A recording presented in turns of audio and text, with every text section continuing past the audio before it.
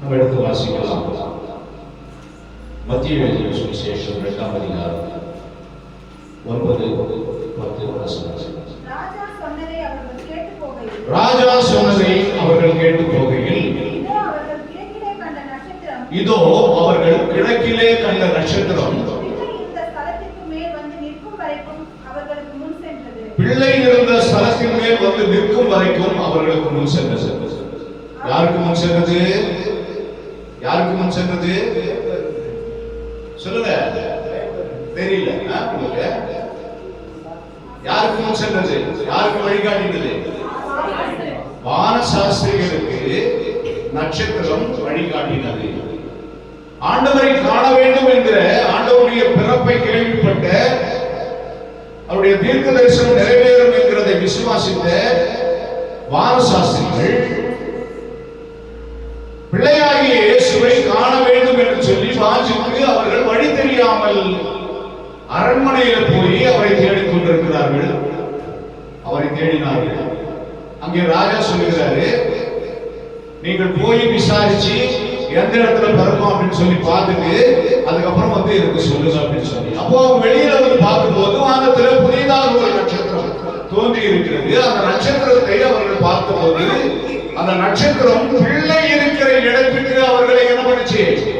வழி நடத்தினது என்று பார்க்கிறோம். இந்த உலகத்துல நிறைய பேரு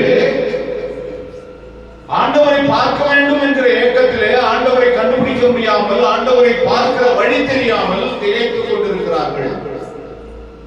இந்த நட்சத்திரம் எப்படி ஆண்டவரை கொண்டு வந்து இவர்களுக்கு அறிமுகப்படுத்தினதோ, இந்த சாஸ்திரிகளுக்கு அறிமுகப்படுத்தினதோ, அது மாதிரி இந்த உலகத்துல ஆண்டவருடைய அறிமுகம் இல்லாமல், ஆண்டவரை தரிசிக்க முடியாமல், ஆண்டவரை பார்க்க முடியாமல் நிறைய பேர் இந்த வான சாஸ்திரிகள் ஆண்டவரை தேடினது போலவே தேடிக் கொண்டிருக்கிறார்கள். நாம் இந்த உலகத்திற்கு ஒளியாக இருக்கிறோம் என்று வேதம் சொல்கிறது. எடுத்து வாசிக்கலாம். மத்திய எழுதிய சுவிசேஷம் 5ஆம் அதிகாரம் 14வது வசனத்தை வாசிக்கலாம். நீங்கள் உலகத்துக்கு வெளிச்சமாய் இருக்கிறீர்கள். மலையின் மேலே இருக்கிற பட்டணம் மறைந்திருக்க மாட்டாது. நாம் எல்லாரும் இந்த உலகத்துக்கு வெளிச்சமா இருக்கிறோம் சொல்லி ஆண்டவர் அபிஷேக் பண்றார். நம்மளை குறித்து பெருமைப்படுகிறார். நீங்க சாதாரணமான ஆட்கள் அல்ல. இந்த இருளான இந்த உலகத்துக்கு நீங்கள் வெளிச்சம் காட்டும்படியாக தெரிந்து கொள்ளப்பட்ட பிள்ளைகள். ஆண்டவராலே நீங்கள் எதற்காக தெரிந்து கொள்ளப்பட்டீர்கள் அப்படின்னு சொல்லி சொன்னா, அந்த காலத்திலேயும் பாவத்திலேயும் ஆண்டவரை தரிசிக்க முடியாமல் கட்டப்பட்டிருக்கிற, ஆண்டவரை தேடிக்கொண்டிருக்கிற ஜனங்களுக்கு ஆண்டவருடைய பாதையை காட்டுகிற வெளிச்சத்தின் பிள்ளைகள். அப்ப இந்த நட்சத்திரம் எப்படி இயேசுவை இவர்களுக்கு காட்டியதோ, அடையாளப்படுத்தியதோ, அது மாதிரி இந்த உலகத்தின் வெளிச்சத்தின் பிள்ளைகளாகிய நாமும் இருளிலே வாழ்கிற பிள்ளைகளுக்கு இயேசுவை காண்பிக்கும்படியாக பிரயாசப்பட வேண்டும். நாம மாத்திரம் ஆண்டவரை பார்த்துட்டு அப்படியே இருந்தா போதாது. அந்த மத்திய எழுதிய சுவிசேஷத்துல 2ஆம் அதிகாரம் 10வது வசனம் சொல்லுகிறது, அவர்கள் அந்த நட்சத்திரத்தை கண்டு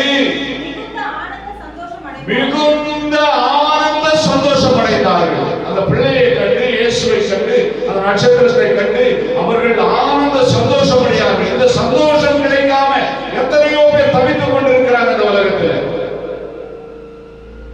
இயேசு கிறிஸ்துவுடைய ரட்சிப்பு கிடைக்காம இந்த உலகத்தில் எத்தனையோ பேர் தவித்துக் கொண்டிருக்கிறாங்க.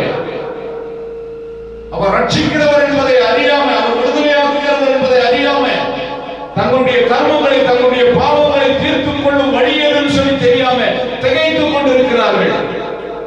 1 தீமோத்தேயு 1ஆம் அதிகாரம் 15வது வசனம் சொல்லுகிறது, பாவிகளை ரட்சிக்க இயேசு கிறிஸ்து உலகத்தில் வந்தார். அந்த பாவிகளை ரட்சிக்கிற இயேசு கிறிஸ்துவை காண முடியாமல் அலைந்து கொண்டிருக்கிற ஜனங்களுக்கு இயேசு கிறிஸ்துவை அடையாளப்படுத்தும்படியாகத்தான் நம்மை தெரிந்து கொண்டார். ஏதோ நாம மாத்திரம் அனுபவிப்பதற்காக அல்ல, நாம மாத்திரம் தேவனுடைய ராஜ்யத்துக்குள்ளாய் போவதற்காக அல்ல, நாம மாத்திரம் இயேசுவை உடையவர்களாக வாழ்வதற்காக அல்ல, எல்லோரும் இயேசுவை உடையவர்களாக வாழும்படியாக. அப்ப இயேசுவை காண முடியாத முகங்கள் இருளடைந்து இருக்கிற அந்த முகங்களுக்கு ஒளிகாட்டியாக கர்த்தர் நம்மை நட்சத்திரங்களாக பயன்படுத்த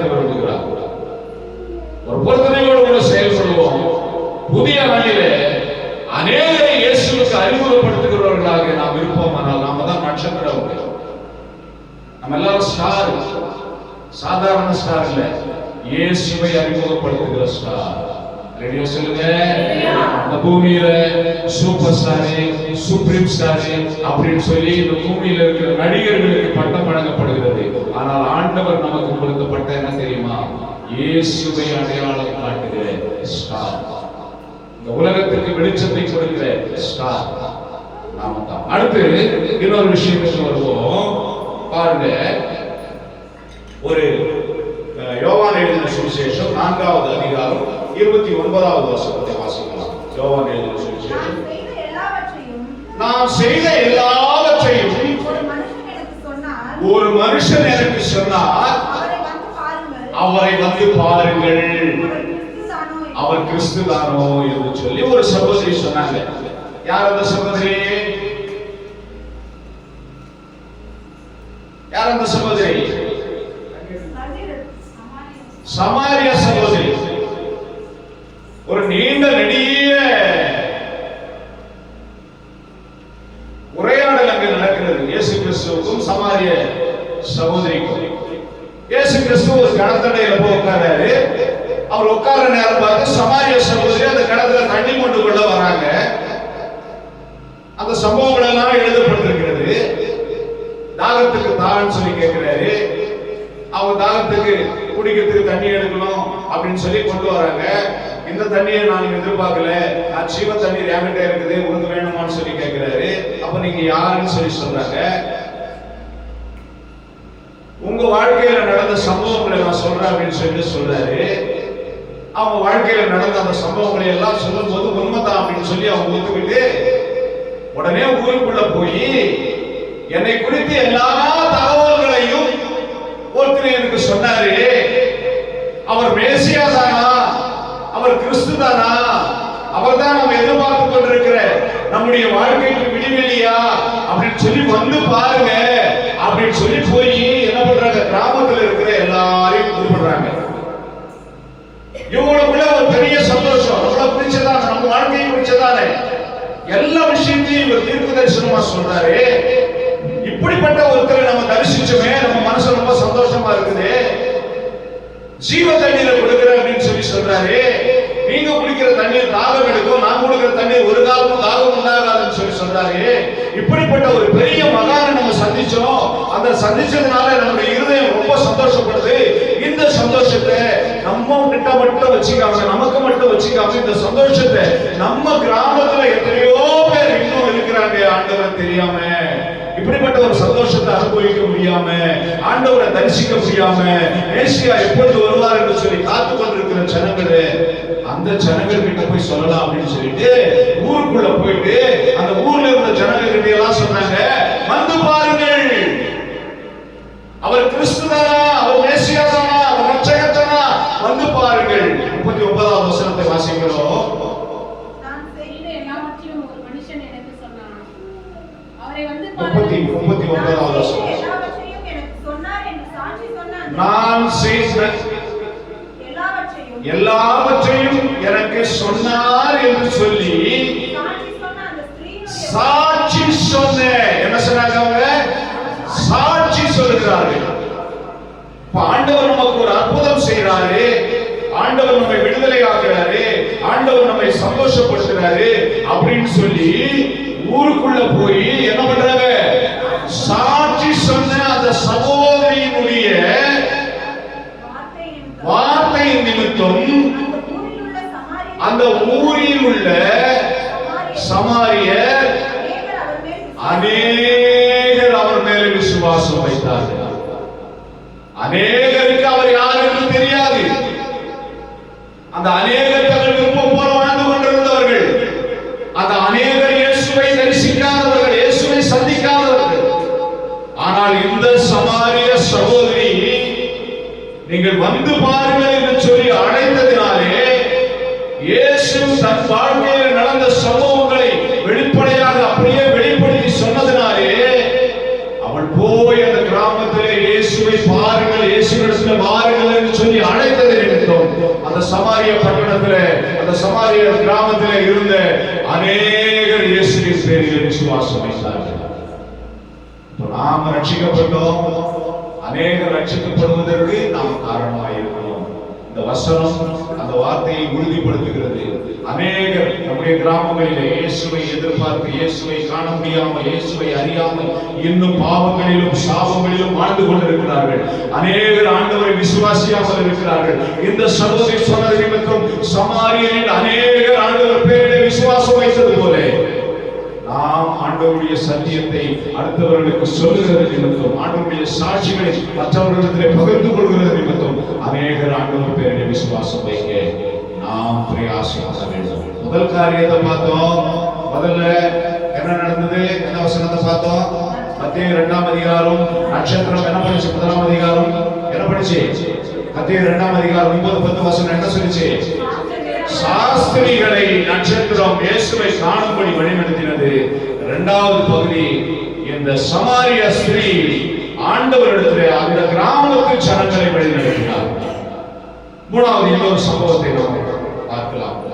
அது 2 ராஜாக்கள் புஸ்தகம் 5வது அதிகாரம் 2-3 வசனங்களை பார்க்கலாம்.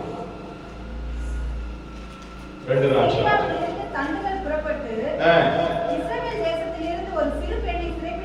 சீரியா தேசத்திலிருந்து தண்டுகள் ராணுவம் புறப்பட்டு இஸ்ரவேல் தேசத்திலிருந்து ஒரு சிறு பெண்ணை அடிமையாக கொண்டு வந்து சீரிய தேசத்தில் வைத்திருக்கிறார்கள்.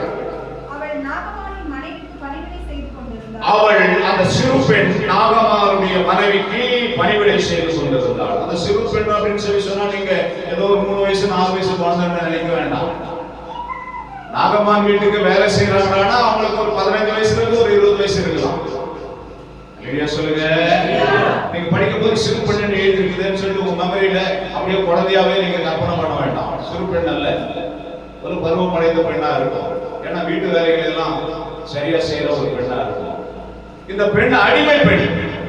இஸ்ரவேல் ஜனங்கள் ஆண்டவருக்கு விரோதமாக பாவம் செய்த போது இஸ்ரவேல் ஜனங்களை சீரிய தேசத்து ராணுவத்துக்கிட்ட ஆண்டவர் ஒப்பு கொடுக்கிறார். இது நம்ம நியாயாதிபதிகள் புத்தகத்துல அடிக்கடி பார்ப்போம். அவங்க எப்பெல்லாம் ஆண்டவருக்கு விரோதமா செயல்படுறாங்களோ பக்கத்துல இருக்கிற ராஜா வந்து அவருடைய சிறைப்பிடித்து கொண்டு போயிடுவான். அவங்க வீட்டுல இருக்கிற ஆசிகளை, அவங்க நிலத்துல இருக்கிற வயல்ல இருக்கிற தானியங்களை. அப்பதான் கிதியோன் ஒரு வாட்டி என்ன பண்றாரு? தானியத்தை சிறைப்பிடித்து கொண்டு போறாங்க அப்படின்னு பயந்துகிட்டு என்ன பண்றாரு? அவர் களத்திலேயே படுத்துக்கிட்டு இருக்கிறாரு. அப்பதான் ஆண்டவருடைய வார்த்தை வருது. அது ஒரு புறம் இருக்கு. இங்கே இந்த சிறு பெண் என்ன பண்றாங்க? நாகமான் என்கிறதான ஒரு படை தளபதியினுடைய மனைவிக்கு வேலைக்காரியா இருக்கிறாங்க. நாகமான் எப்படிப்பட்டவர் அப்படின்னு சொல்லி சொன்னா, சீரிய தேசத்து ராணுவனுடைய படை தளபதி. ஒரு சாதாரண மனுஷன் இல்லை. நம்ம போலீஸ் அதிகாரிகள் இருக்கிறாங்கல்ல, எஸ்பி, டிஐஜி, கமிஷனர், இந்த மாதிரி ஒரு உயர்ந்த பதவியில இருக்கிறது. நல்ல ஒரு மேலான ராணுவ பதவியில இருக்கிறவர் இந்த நாகமான். அந்த நாகமானுக்கு ஒரு குறை இருக்குது. என்ன குறை அப்படின்னு சொன்னா, தன்னுடைய சரீரத்துல என்ன இருக்குது? குஷ்டரோகம் இருக்கிறது. இந்த குஷ்டரோகத்தை கவனித்த அவங்க வீட்டு வேலைக்கார பெண்ணாகிய இந்த சிறு பெண் யோசனை பண்றாங்க. நம்ம ஊர்ல ஒரு தீர்க்கதரிசி இருக்கிறாரு. அந்த தீர்க்கதரிசி கிட்ட நிறைய பேர் வந்து நிறைய பிரச்சனைகளுக்கு விடுதலையாகி போறாங்க. நிறைய வியாதிகளுக்கு விடுதலை ஆகுறாங்க. அவர் செபிச்சா, அவர் கையை வச்சா, அவர் தேவனுடைய வார்த்தையை பிரசங்கிச்சா நிறைய பேர் அற்புதமாக சுகத்தை பெற்றுக் கொள்கிறார்கள். இவங்க அவங்க ஊர்ல இருக்கும்போது, அதாவது அடிமைத்தனமா இங்க வர்றதுக்கு முன்னாடி, இவங்க சிறைப்பிடித்து கொண்டு வரதுக்கு முன்னாடி அவங்க ஊர்ல எலிசா என்கிற தீர்க்கதரிசி, அந்த தீர்க்கதரிசி நிறைய பேருக்கு இப்படிப்பட்ட சுகத்தை, சரீர சுகத்தை கொடுக்கிறவராக, விடுதலை கொடுக்கிறவராக இருக்கிறார் என்கிறத இந்த பெண் கேள்விப்பட்டிருக்கிறாங்க. அவங்க ஊர்ல இருக்கும் போது, இல்ல அவங்க குடும்பத்துக்கு அப்படி ஒரு விடுதலை கிடைச்சிருந்திருக்கும், அவர் சொந்த பந்தங்களுக்கு அப்படி ஒரு விடுதலை கிடைச்சிருந்திருக்கும். இந்த விஷயம் அவங்க மனசுல இருக்குது. அந்த விஷயத்தை யோசிச்சு என்ன பண்றாங்க? என்ன சொல்றாங்க? வாசிங்க. நாச்சியாரை பார்த்து, என் ஆண்டவர் சமாரியாவில் இருக்கிற தீர்க்கதரிசிகளுக்கு போவாரானால், இங்கே ஆண்டவர் என்கிற வார்த்தை எஜமான் என்கிற வார்த்தையை குறிக்கிறது. ஆண்டவர் சொன்னா சாமி கிடையாது. ஆண்டவர் அப்படின்னு சொல்லி சொன்னா, என் ஆண்டவர் அப்படின்னு சொல்லி சொன்னா அவங்க யார் சொல்றாங்க? நாகமான சொல்றாங்க. என்னுடைய எஜமான் சமாரியா தேசத்தில் இருக்கிற, சமாரியா பட்டணத்தில் இருக்கிற தீர்க்கதரிசி இடத்துல போவாரானால் நலமாயிருக்கும். அவர் இவருடைய குஷ்டரோகத்தை நீக்கி விடுவார். குஷ்டரோகத்தை அவர் நீக்கி விடுவார் அப்படின்னு சொல்லி என்ன பண்றாங்க, அவங்க வீட்டு எஜமானி அம்மா கிட்ட ஒரு நற்செய்தி, ஒரு நல்ல செய்தியை, ஒரு சுவிசேஷத்தை சொல்லுகிறார்கள். பாருங்க, நம்ம ஊருக்கு ஊர் போயிட்டு வச்சுக்கோங்க, சாமியை மறந்துடுவோம். எங்கேயாவது ஊருக்கு போறோம், சொந்தக்கார வீட்டுக்கு ஒரு 4 நாள் 5 நாள் தங்க போறோம், சபையை மறந்துடுவோம், சாமியை மறந்துடுவோம். ஆனா பாருங்க, அடிமை பெண்ணாய் வந்து இருக்கிறாள் இந்த சிறு பிள்ளை. தங்க ஊர்ல எங்க நாட்டுல நடந்த விஷயங்களை கேள்விப்பட்ட, பார்த்த, அதை ரசித்த அந்த பெண் என்ன சொல்றாங்க, தன்னுடைய சிறை கைதியாய் கொண்டு வந்த தன்னுடைய எஜமானுக்கு நன்மை செய்யணும் அப்படின்னு சொல்லி நினைக்கிறாங்க. என்னை சிறைப்படுத்தி கொண்டு வந்திருந்தா கூட பரவாயில்ல, என்னை அடிமைப்படுத்தி வேலைக்காரியா வச்சிருந்தா கூட பரவாயில்ல, அவங்களுக்கு நான் ஏதாவது ஒரு ரூபத்துல நன்மை செய்ய வேண்டும் என்று சொல்லி என் எஜமானாகிய நாகமானை அங்கே அவரிடத்துல தீர்க்கதரிசனத்தை கொண்டு போவதற்கானால் அவர் குஷ்டரோகத்தை நீக்கி விடுவார் அப்படின்ற ஒரு சத்தியத்தை சொல்றாங்க. உடனே என்ன பண்றாங்க, இவங்க பல விவாதங்களுக்கு அடுத்து, அவங்களுக்குள்ளவே பல விவாதங்கள் நடந்திருக்கும். அந்த விவாதங்களுக்கு அடுத்து அந்த சிறு பெண் சொன்ன அந்த வார்த்தையை அவர்கள் விசுவாசிக்கிறார்கள்.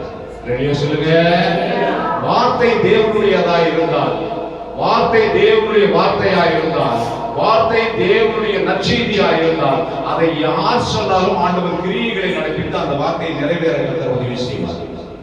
அவருடைய வார்த்தை சொல்கிறது, என்னுடைய வார்த்தை வெறுமனே திரும்புவதில்லை, நான் அனுப்பின காரியத்தை செய்து முடித்து திரும்பும் என்று சொல்லி. அப்ப சின்ன பொண்ணு தானே சொன்னாங்க, அப்படி என்று சொல்லி அவர்கள் அசட்டை செய்யவில்லை.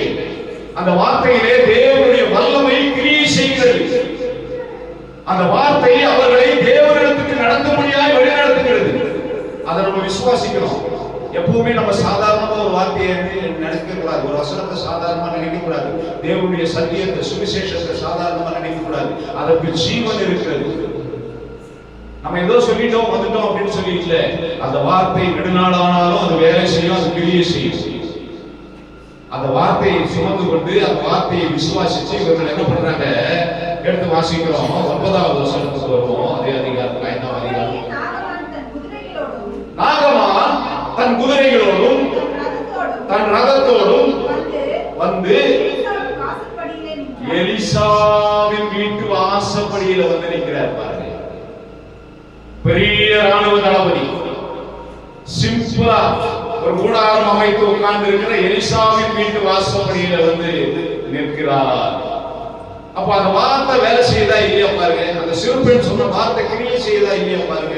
அது தேவனுடைய வார்த்தையா இருந்ததுனாலே தேவனுடைய திட்டம் நிறைவேற, தேவனுடைய சித்தம் நிறைவேற கிரியை செய்யுது. அப்ப நம்ம யாருக்கு சுவிசேஷம் சொன்னாலும், யாருக்கு தேவனுடைய வார்த்தையை சொன்னாலும் அது வேலை செய்யும் அப்படின்னு நம்ம விசுவாசிக்கணும். அது கிரியைகள் நடப்பிட்டு, அது தேவனுடைய காரியம். ரட்சிப்பு யாருடையது?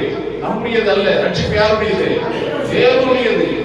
அவர் வேலை செய்வார். நம்ம சொன்ன வார்த்தைகளை அவருடைய வல்லமை விளங்கி அது வேலை செய்யும். அவ்வளவு பெரிய படைத்தளபதியை, அவ்வளவு பெரிய பலவானை, அவ்வளவு பெரிய அதிகாரம் உடையவனை கொண்டு வந்து தீர்க்கதரிசிக்கு முன்னாடி இருக்கிறார் ஆண்டவர். அப்படி செய்கிறார். 14வது வசனத்துக்கு வருவோம். அப்பொழுது அவன் இறங்கி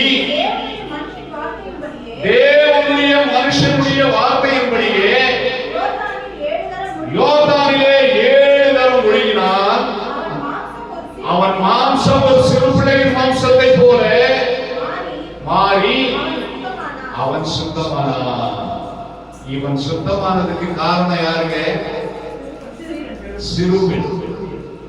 அப்போ எத்தனையோ வியாதிக்காரர்கள் இருக்கிறாங்க, எத்தனையோ பிசாசு பிடித்தவர்கள் இருக்கிறாங்க, எத்தனையோ செய்தியை கட்டுகளில் விடுதலையாக முடியாதவர்கள் இருக்கிறாங்க இந்த உலகத்துல. அவர்களுக்கு தேவனுடைய வார்த்தையை, தேவன் விடுதலை தருகிறவர் என்பதை நாம் சொல்லும் போது தேவன் அந்த வார்த்தையோடு கிரியைகளை நடத்தி அவர்களை சுகமாக்க வல்லவராயிருக்கிறார். அல்லேலூயா. நாகமானை சுகமாக்கின ஆண்டவர் நாம் சொல்லுகிற சத்தியத்தின் நிமித்தம், சுவிசேஷத்தின் நிமித்தம் அநேகரை சுகமாக்க அவர் எதிர்பார்த்துக் கொண்டிருக்கிறார், காத்துக் கொண்டிருக்கிறார். 3 காரியங்களை பார்த்தோம். முதல் காரியம், நட்சத்திரம் இயேசுவிடத்துக்கு ஞான சாஸ்திரிகளை, வானசாஸ்திரிகளை வழிநடத்தினது. இரண்டாவது, அந்த சகோதரி, அந்த சகோதரி சமாரியா சகோதரி தங்கள் கிராமத்தாரை இயேசுவிடத்துக்கு வழி நடத்தினார்கள். மூணாவது விஷயம், இந்த சிறு பெண் நாகமானுடைய குஷ்டம் நீக்குவதற்கு இயேசுவிடத்திலே வழி நடத்தினார். நாமும் கூட மற்றவர்களை ஆண்டவரிடத்திற்கு வழி நடத்துகிற பிள்ளைகளாக இந்த புதிய ஆண்டிலே செயல்பட நாம் நம்மை ஒப்புக் கொடுப்போம். நாம் இயேசுவை அடையாளம் காட்டுகிறவர்களாக செயல்படுவோம். கர்த்தரது வசனங்களை ஆசீர்வாதமாக வராது. கண்களை மூடி ஜெபிக்கலாம்.